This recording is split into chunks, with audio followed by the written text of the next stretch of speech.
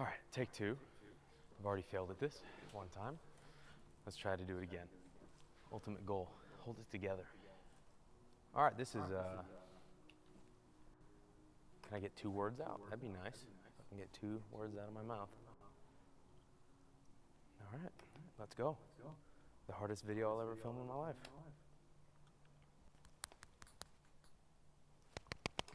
God damn it.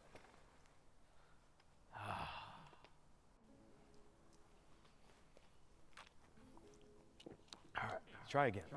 Hey everyone, my name is Gabe Cruz. I'm the acting YouTube manager for Braille Skateboarding, which basically means that for the past 7 years, since mid-2017, I've been doing all the behind-the-scenes stuff for the main Braille YouTube channel, coming up with video ideas, filming them, getting them assigned to editors, making thumbnails, uploading the videos, SEO research, whatever you want to, anything you can possibly think of behind the scenes, I've probably had something to do with it for the last 7.5 years of my life, and my history with Braille goes even further than that. But today, I don't even know how to say it, but today is my last day with Braille skateboarding.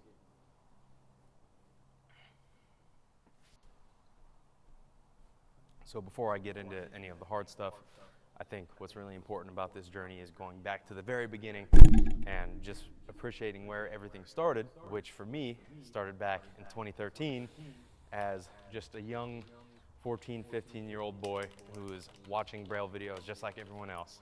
I don't even think Lance was really on the channel yet, and it was just Aaron doing a bunch of like trick tips and skating with the Revenge guys. And back when I started skating in 2012, I didn't really gravitate towards like the real kind of like skate scene, I guess you can call it. I gravitated instantly towards Aaron and Revenge's charisma and just the vibe that they had and the openness they had to just, you know, not be the greatest skaters, but just be the greatest of friends and have fun. I just love that as a kid, and you know, as a new skater, sometimes you can feel the pressure of not being the best, and you can feel very alienated and alone when you're not doing hard tricks, or you know, the good kids at the skate park look at you funny because you can't do a kickflip. So the fact that you can, you know, watch these videos on YouTube and grow up with these guys, and they kind of, you know, give you the support that you didn't even know you needed to improve, and you feel like you have a friend there.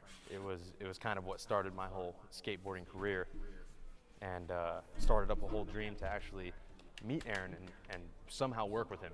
I didn't know how it was going to happen at the time. I had no plans for anything, but basically what happened is Aaron did these skate supports where basically people would submit a video that they make where they show a trick that they need help with. Aaron then reacts to it, and then he teaches the people how to do the trick on a video and post it on YouTube on the Braille channel.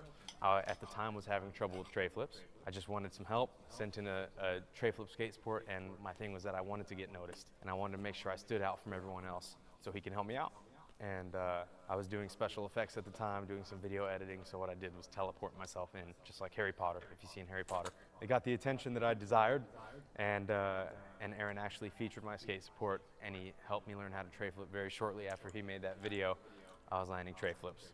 And then posted I think it was a picture on Instagram saying that him and Lance would be going to Fremont Skate Park. So I was like, nah, there's gonna be so many people there, like it's not even worth the time. Like I'm not gonna be able to see him, won't be able to talk to him how I want to talk to him. Like it's not worth it. And thankfully, my mom, my manager, she was like, you are gonna go and you're gonna talk to Aaron, whether I have to put you in this car and drag you to the skate park myself. So thankfully, she stepped in and did that, because ultimately it resulted in me talking to Aaron. We filmed another tray flip skate support, this time live, where he helped me basically finalize my tray flip technique, and I finally got to talk to him and realize that he did remember me from the skate support video, from the clip of me teleporting in, which blew my mind at the time. And basically my pitch then was just, Aaron, if you ever need help with anything, here's my phone number. I wrote my phone number on a receipt. Give me a call or shoot me a text, whatever, and anything you need help with, just give me a call. So that's when I was 15. That was, I believe, in January of 2014. So over 10 years now. And my first skate sport was featured in December of 2013, which is absolutely insane to think about now. But basically a few weeks passed by, some, you know, kind of just expected to not get that text, and then all of a sudden I got a text from this random number. I was like, hey Gabe, it's Aaron Cairo. I need help with this campaign I'm working on, #push skateboarding, and I need some motion graphics for it. So let's see what you got, basically. And I didn't even know what to think. He just gave me a What a basic story, rundown of what man. he needed, and my only thought in my mind was just, I need to nail this. And I need to show him what I'm made of. So From a fucking I did. business card with a I think I number. nailed that. And then there was a Braille Army logo he asked for, and then a few title cards for some skaters at the time. And at that point, I think it's maybe like late March, and we're coming up on my birthday, which is April 13th today. And I've been working with him. We were a little closer. And then I just thought to ask him, like, hey, it's my birthday coming up. Do you mind if I go and meet you guys at the old spot and film with you guys for the day? I just didn't really think anything of it. I just thought it'd be really special to go spend the day with them. Didn't think it would be a permanent thing, and really I was hoping it would just be like a cool birthday present to just go and chill with Aaron and Lance for the day. I show up. I don't even have my driver's license at the time, so my mom dropped me off around the corner with my driver's permit, and I just drove up by myself to seem all cool. And it's hilarious looking back at it. But yeah, he gave me a signed used board that he had, and a shirt, some stickers, and I filmed the day in the life, which you'll probably see some clips of in this video. And you know, I thought that at that time that was just the greatest day ever. Like, there's nothing that could have made that day any more special, any more meaningful to me. And then that one time slowly blossomed into me filming with them every single weekend. And then I was filming videos with Aaron and Lance, learning tricks. Aaron was teaching me tricks, and then it evolved into me learning how to film their videos and how to edit their style of videos. And Aaron and Lance came to my house and personally trained me in how to use Adobe Premiere Pro, because all I could do was After Effects at the time and iMovie. And I started editing the skate supports. So any submission that we got, I would go sort through them and send the final edit to Aaron. And then I started doing user submitted Braille Army videos. So anytime those would be sent in, I'd make sure they were edited up correctly and posted correctly, and basically it just kept evolving and evolving until 2016. I graduate from high school. I think I'm actually on my way back from a trip down to LA, and I'm driving up, and this whole time I'm basically just like an intern, right? Just, you know, paying my dues and doing what I can to help out every step of that way. I was just grateful to be involved, grateful to be growing closer to Aaron and Lance. And when I was driving home from LA 2016, early October, I got a text from Aaron saying, we're getting a private skate park. Do you want a full-time job? And that's the history right there. Obviously accepted that this was like a dream come true. First full-time job, sick, working man. with Braille, working with Aaron, working with Lance. That's so sick. They got a brand new fucking private skate here. park. I got to see the warehouse before the floors were grinded down. So I was the Braille Army in charge for starting in 2016, and then 2018, early 2018 is when Lance decided to step away from Braille skateboarding, and then basically I had the enormous task of filling in Lance's hairy Bigfoot, which is an inside joke from a long time ago, but it was my role then to run Braille skateboarding channel. I'd come up with the ideas, had to figure out the upload schedule, and basically a small portion of what I do today started that day, and that Hey was man, early Gabe worked his 2018. ass Ever off, since man. then, my job as a YouTube manager has evolved into just a massive plethora of different things that I've done throughout the years that It I've appears, I don't know enjoyed anything, but more than so it words can seems. even explain, which is why I sit here in April 2024 and I'm having such a hard time filming this video because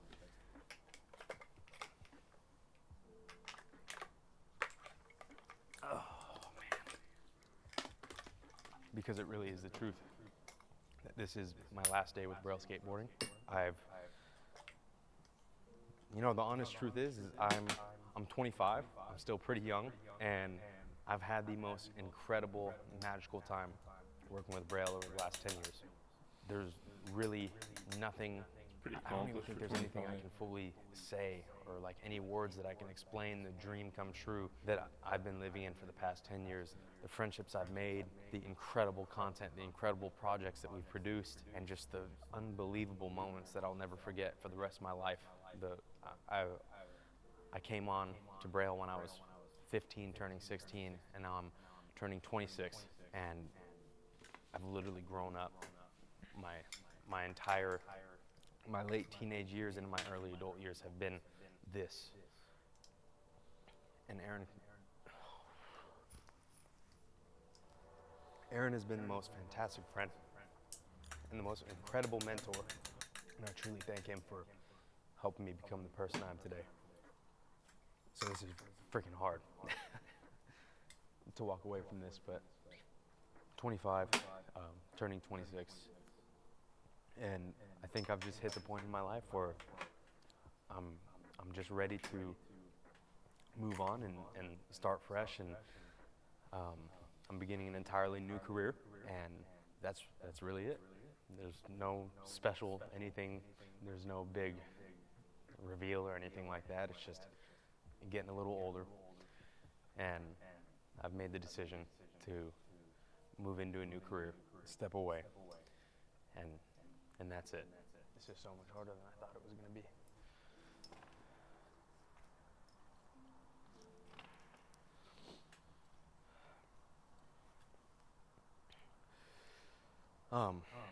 So We love you, Gabe. without going into too much detail, that's pretty much it. I mean, there's not really much more for me to say, except the really important point I want to get across is that words cannot express the gratitude I have for Aaron and Devin behind the scenes, and Kylie, Chloe, all the people along the way who have literally seen me grow up and have taught me responsibility and accountability and so many incredible life skills that I don't think I ever would have found in any other area at that age. I really don't think I would have been able to build those skills by myself. So the fact that I was able to learn from this Braille family will forever mean everything to me. He is pretty wise. I'm not going to be gone forever. I won't be formally employed, but I will remain a part of the Braille family, hopefully forever. Obviously, my life's going to be a little crazy for a while, but once everything kind of cools down a little bit, I do plan to come and stop by on weekends and hopefully film videos with the fellas. So I'm not going to be gone forever. I'm still going to be a member of the family. We're all still going to be friends. Everything's good. Definitely going to go over to Aaron's house and we're going to play the Elden Ring DLC together. I can't wait for that. It's all just love and a celebration of 10 incredible, irreplaceable years of my life that no amount of talking and no amount of words will ever be able to summarize and explain, I guess. Yeah, I'm having a hard time coming up with the words of it. It's just there's so much that happens in 10 years that all you can really do is just kind of sit back and think back on all of it and just, get emotional and be happy for what we accomplished. Basically, I sit here today and what I think about is the 15-year-old that I was back then that looked up to Aaron, that learned how to skate from him, and then started to work with him. 10 incredible years pass, and I'm still here turning 26, and I'm stepping away, but the only thing that I hope I walk away with is out as, I just hope I've made you guys proud. So thank you for the incredible 10 years. For everyone watching this at home who's ever seen me in a video or supported me in any way, or if you were lucky enough to get your hands on one of my skateboards over the last few years, or one of my shirts, or even just a sticker, or I was able to meet you in real life and take a photo with you, or see you on the all-terrain tour, or hopefully teach you how to do some kind of skateboard trick over the last 10 years. I really would not have been in this position without all of you guys. So for those of you who have watched the videos over all these years, thank you for everything. And this is it. I don't even know how to end it. I mean, I know how to end it. I guess the only real way I can end it is by doing the thing the thing that I have not wanted to do for many years. But I guess No, he's gonna drop in on the vert. No way. Have it be as real as possible. Is he actually gonna drop in on the vert? All right. He is not gonna do this. I guess we're gonna do it. No way. He is not gonna do this. I'm really sad that Gabe is leaving. He was my bigger brother. Oh, I thought he was gonna drop in When on the I lived vert. near him, He would Aw. always take me to the brah house, and we would just listen to music. Love you, Gabe. You gotta talk come back about and drop in funny on that. stories, just have the time of our lives.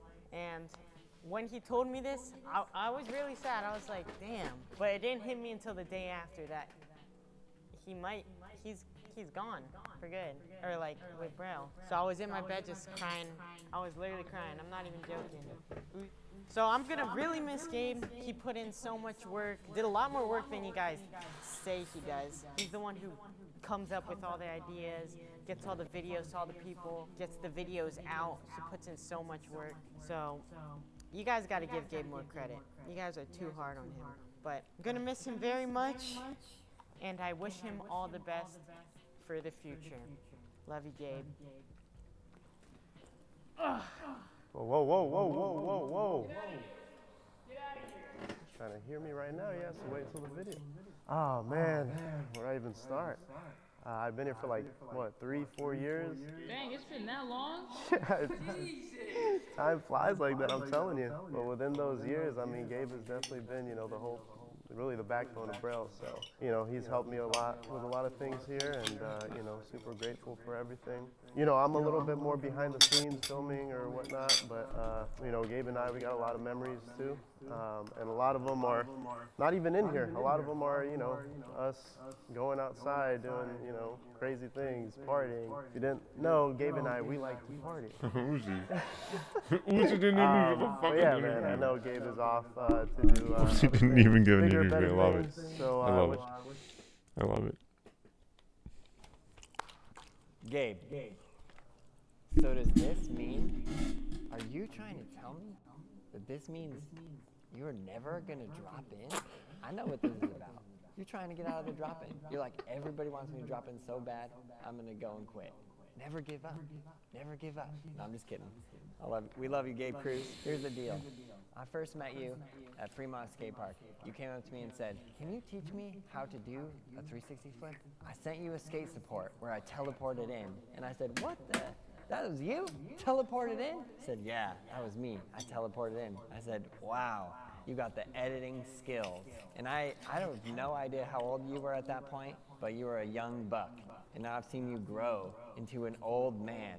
You've gotten so old that you've taken up golf, which is a rough situation, and I understand that. But seriously, you're the absolute best. You're the greatest. The create and all the life and everything that you've brought to Braille has been absolutely incredible. You come up with these wild, crazy video ideas. You get the crew together. You get them inspired. We go on these amazing trips, and we have so many good memories which are there and which will never go away, and I will always cherish them more than anything else in the entire world.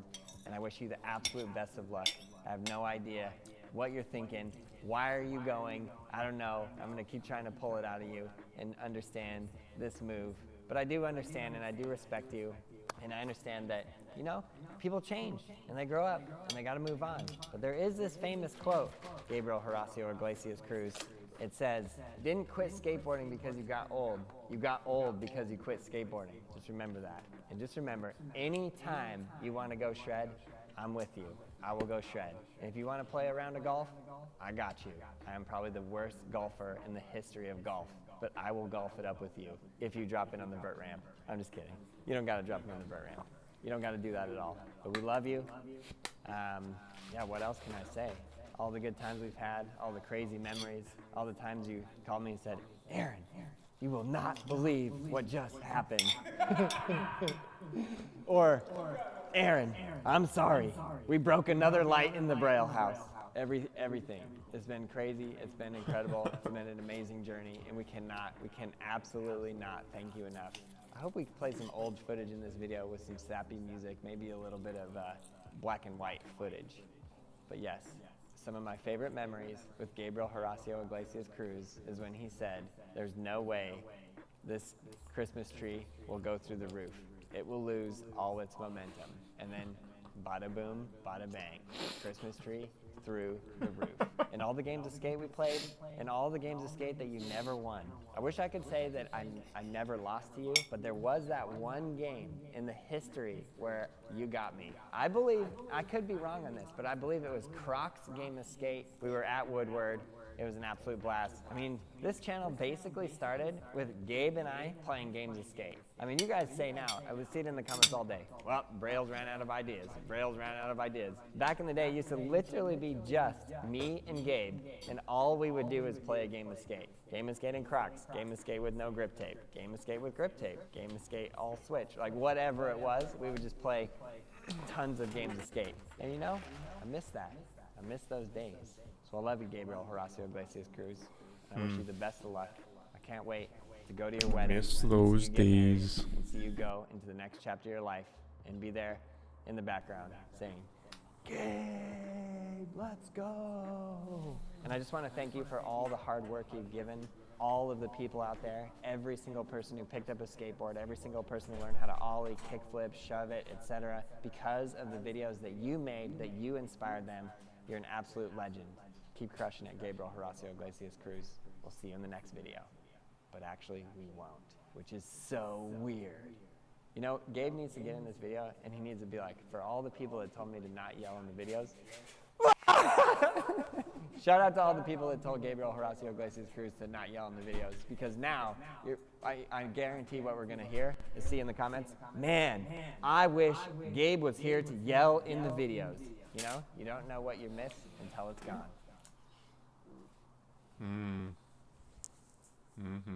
Okay, we are here with the man, the myth, the legend. I'm doing it. He's doing it? Get the fuck out of here. Right now, He is not doing it. Last day, I gotta go out with a bang. Holy shit, bro. Bang. Yo, this guy just earned, like, The what? biggest of bang. Nervous, man. He is I'd not like doing to it. try to just start at the beginning, go low, higher, higher, higher, higher, higher. I'm not doing the 8 foot because that's terrifying. I think I'd rather just go straight to the vert because there's more vert on the 8 foot ramp than there is on that one. We ready? No, I'm not.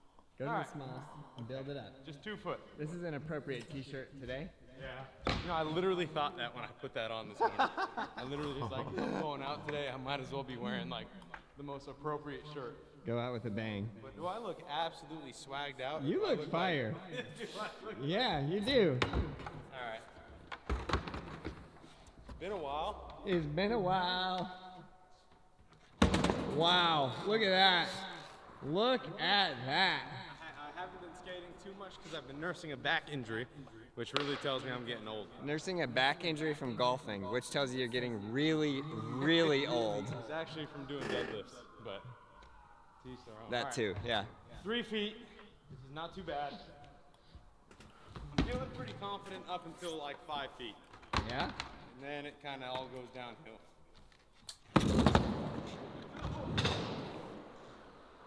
I think that's 4 feet up there. 4 feet. I get into these situations with myself. We're here in April of 2024. I just wish I did this 3 years ago, dude. I just wish that I did not add this much torment to my life. I understand. All right. 4.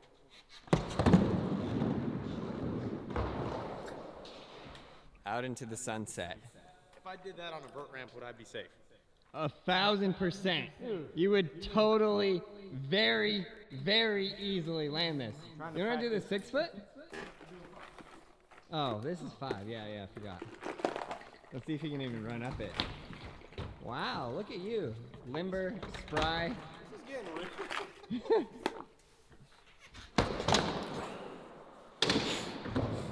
That's easy money. I don't want to do the 6 because then it means I have to go do the vert ramp. Easy. Easy, breezy, beautiful, cover girl. I mean, you did it the other week and you were terrified. Yeah, I had a smallie And on. you legitimately almost died too. But I had a smallie on. That is so, that was so different. Without a smallie, it's no problem.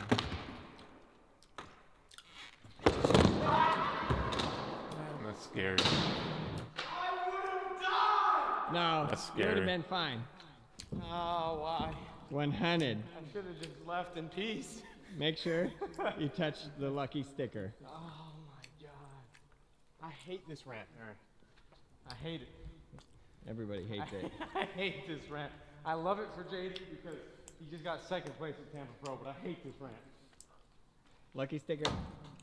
Yes, sir. And it doesn't help, you gotta do a full cardio workout to make it up there. And I don't know if my heart's beating from adrenaline or just because I'm out of shape. I hate this ramp, dude. Oh, okay, alright.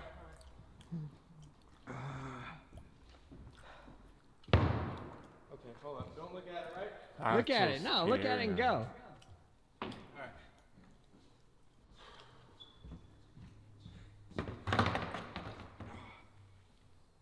Alright. Ready? Yeah. Oh, okay, alright. Alright, 3, 2, 1. Oh!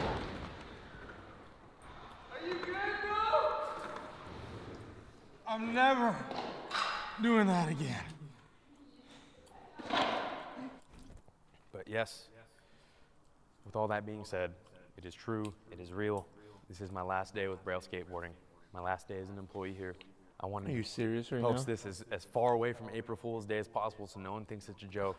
But this is the decision that I've made as an adult, 25 turning 26. This is the decision that I've made for It's great, myself. Abe. I haven't dropped in on a That- vert ramp either yet. It's just time for me to move on.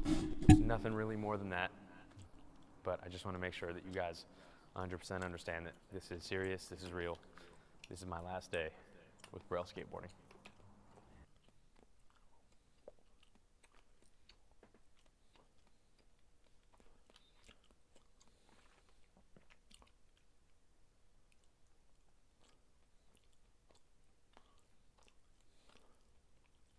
Oh, yes.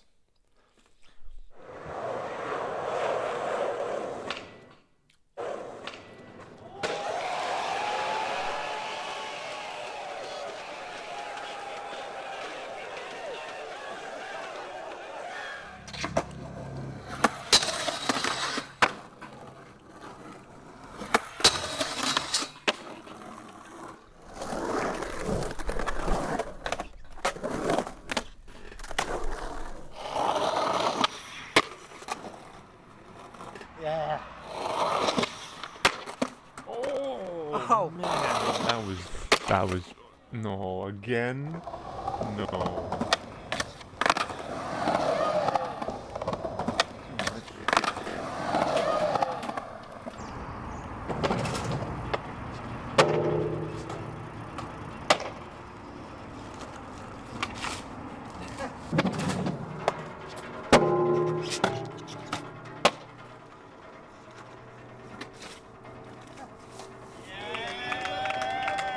That's a relief for sure.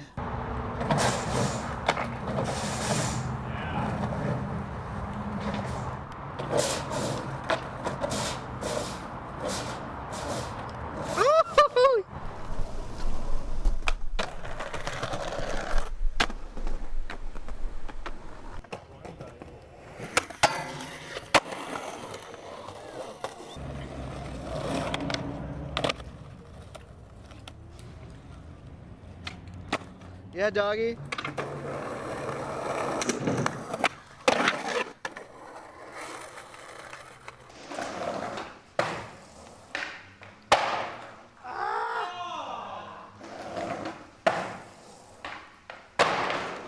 Oh.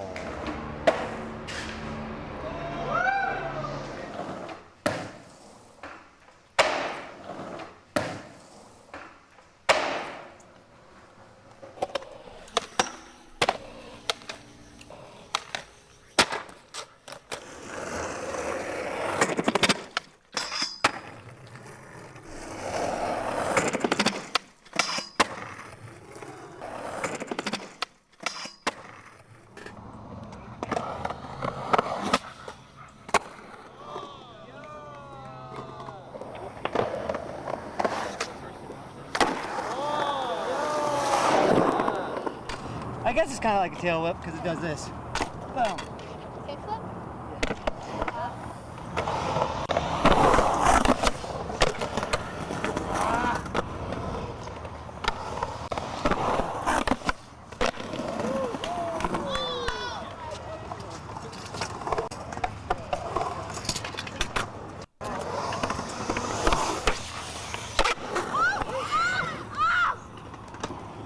Boom. Nice. We're all friends, huh?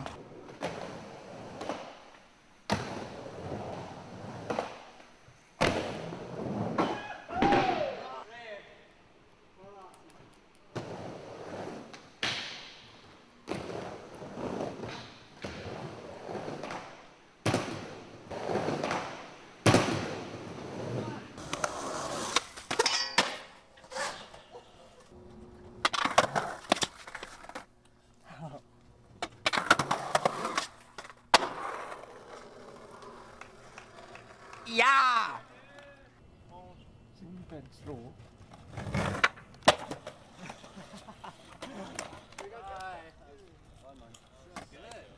Dude's too dope. Sir.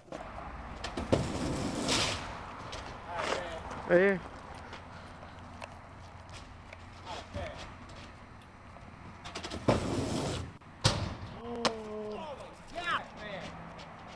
That was terrifying. Oh, gee. That was really terrifying. Right here.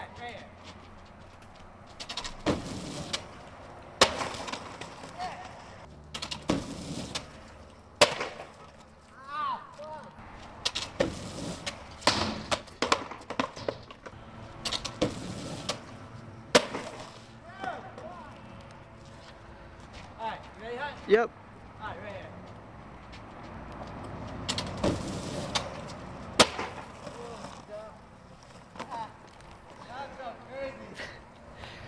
Right here.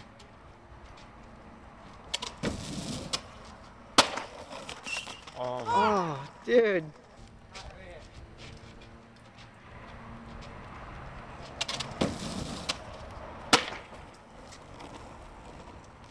Dude, that was so The fucking hand. good. Always the hand. So good.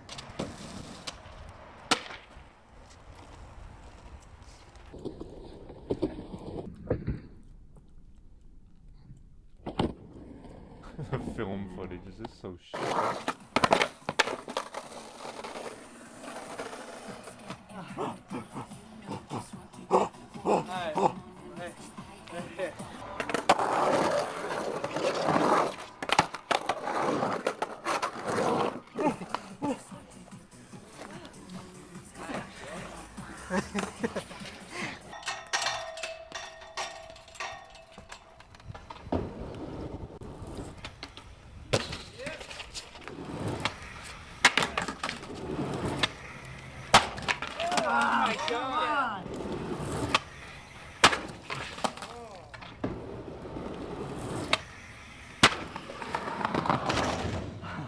Fuck yeah, dude.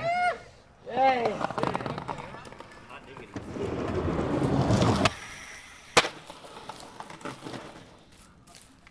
Yeah.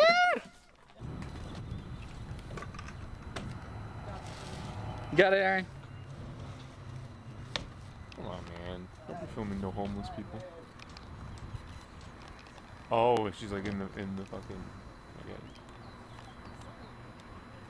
In the shot.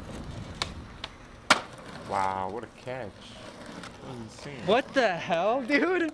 That was crazy.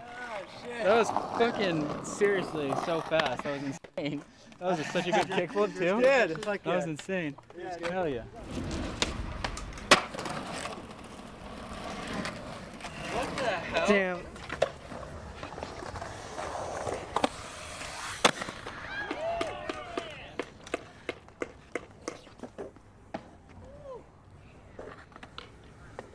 So good, Queen? That was amazing. Really? Yeah. That was amazing.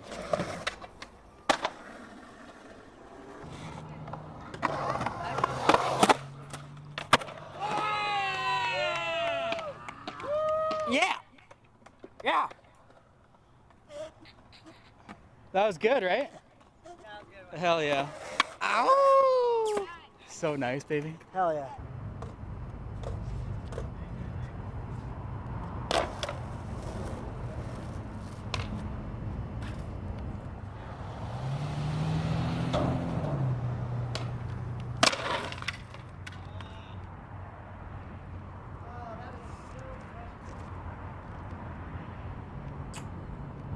Oh, it sucks.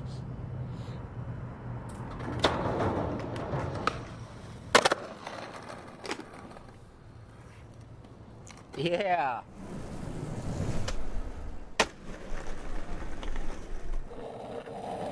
That was such a big gap. Holy crap. That was a huge gap.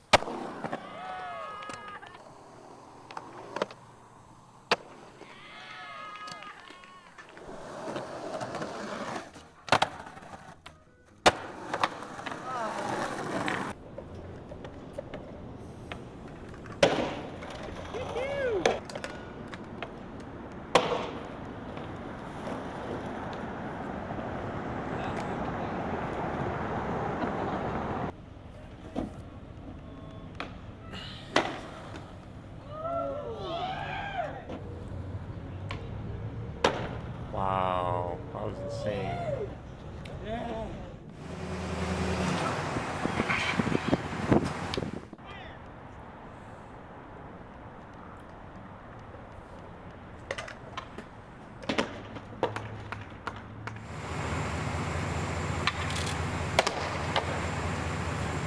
Dude.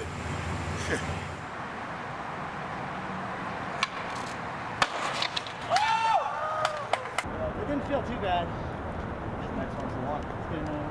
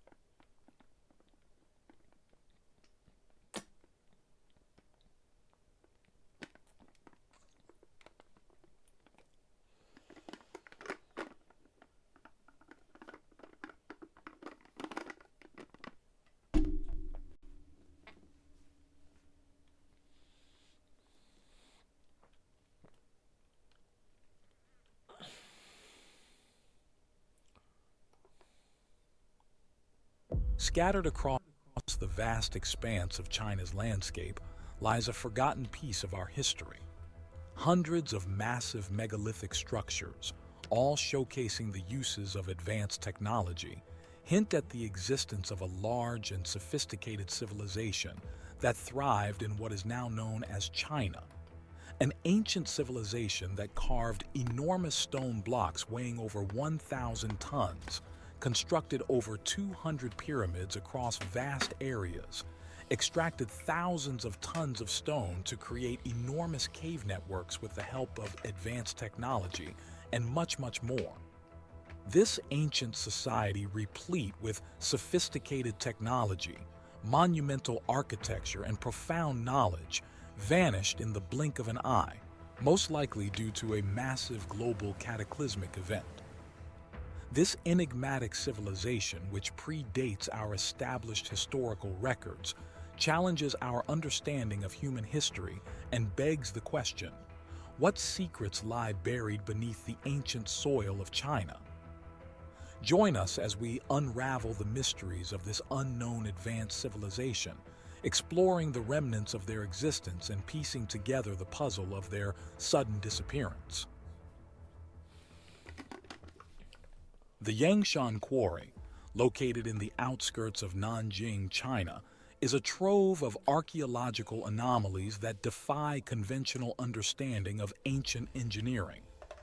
The centerpiece of this mystery is the gargantuan megalithic block estimated to weigh 16,000 tons, making it the largest known stone ever cut by human hands.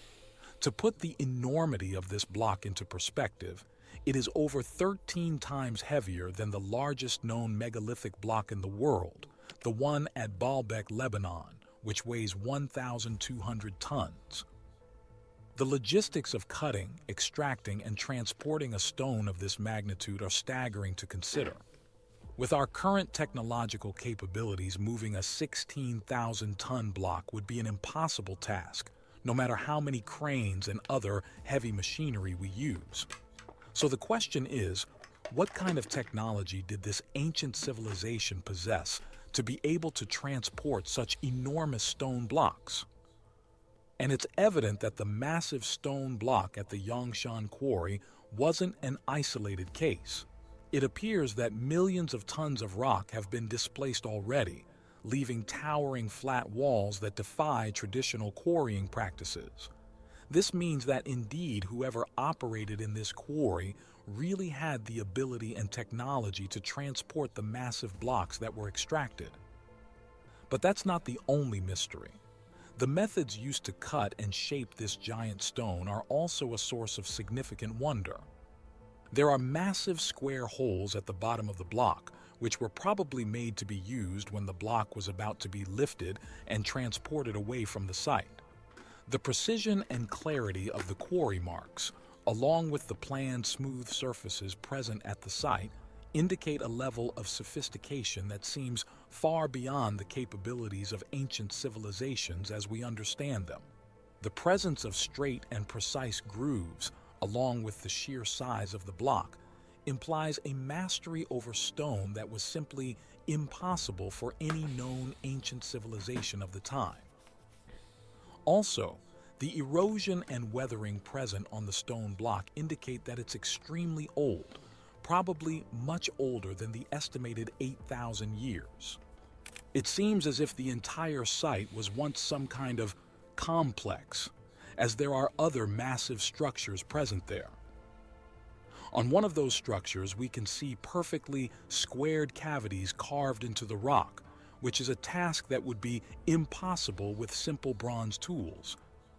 The precision of the 90-degree angles and the intricate removal of material from these blocks perplex modern researchers.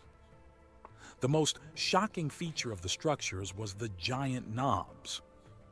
Ancient megalithic sites adorned with distinctive knobs are found across various parts of the world, suggesting a shared technique or symbolic significance among prehistoric builders. In Peru, particularly in areas like Cusco, there are many megalithic stones with similar knobs. The Giza Plateau in Egypt, home to the famous pyramids, also features megalithic blocks with knob-like protrusions. The Menkaure Pyramid, in particular, showcases this characteristic. Mainstream historians believe these knobs were used for the lifting and positioning of stones, acting as leverage points for ropes. However, judging by the enormous scale of the blocks in Yangshan, it's clear that there was an alternative purpose behind these protrusions. But how is it possible that we can find gigantic, unfinished stone blocks in various parts of the world, all suddenly left in the middle of their extraction processes and untouched for thousands of years? We already mentioned the massive stone blocks at Baalbek, Lebanon. The trilithon are three massive stones that form part of the podium of the Temple of Jupiter. Each stone weighs an estimated 800 tons. The true age of this gigantic megalithic platform remains a mystery to archaeologists, although many believe they are at least 9,000 years old. The ancient Phoenicians, Greeks, and Romans built their structures and temples upon the massive foundation, yet nothing of their construction matches the sheer scale and engineering prowess demonstrated by the Baalbek stones. These colossal blocks were precisely cut and placed with remarkable accuracy and fitted together perfectly. Adjacent to these, there lies an even larger stone block, known as the Stone of the Pregnant Woman, lying in a nearby quarry. For unknown reasons, the stone was abandoned. The methods used in the transportation and assembly of these stones continue to baffle historians and engineers alike. Curiously, the Yangshan quarry in China has the exact same tool marks that are seen on the massive stones at Baalbek. Similarly, at the ancient city of Petra in Jordan, tool marks that closely resemble those on the Yangshan blocks have been identified. Petra, dating back to as early as 7000 BC, showcases sedimentary rock formations with striations nearly identical to those in Yangshan, despite the different rock types. Comparisons with modern machinery reveal striking similarities in the striations produced by contemporary mining equipment, which suggests a level of sophistication in ancient tooling methods that parallels modern technology. This raises intriguing questions about the capabilities and technologies of ancient civilizations, suggesting that they might have possessed advanced engineering knowledge long before it was previously thought. More abandoned quarries can be found in Egypt, precisely the Aswan Quarry, in which we can find this gigantic piece of granite, which measures an impressive 137 feet in length and weighs about 1,170 tons. The surface of this massive granite slab is adorned with smooth, hollowed-out areas, giving the appearance that the granite was scooped out from the obelisk. Another gigantic unfinished block can be found at the Minya Quarry, also known as the Tura Limestone Quarry, which is also in Egypt. The block at Minya remains in situ, partially carved from the limestone bedrock, indicating that the work was abandoned before it could be completed and transported. The sudden cessation of work at these sites hints at a possible cataclysmic event that abruptly ended these monumental projects. The commonality of unfinished work at these sites has led some to theorize that a widespread ancient cataclysm might have caused the sudden abandonment of these monumental construction projects. It appears that these advanced civilizations were abruptly halted in their tracks, leaving behind these massive stone giants as silent witnesses to their erstwhile grandeur and technical prowess. In 1992, a remarkable discovery was made in Xiuning, a small village nestled in the Zhejiang province in eastern China. This area, characterized by its simple farming lifestyle and the picturesque banks of the Ku River, harbored a secret beneath its mountain. The mountain, though not particularly grandiose, held an array of peculiar ponds, many of which were strikingly rectangular, hinting at an unusual origin.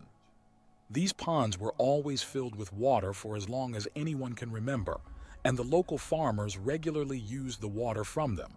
With generations of farmers using the mysterious pits without the water ever drying up, the ponds became known locally as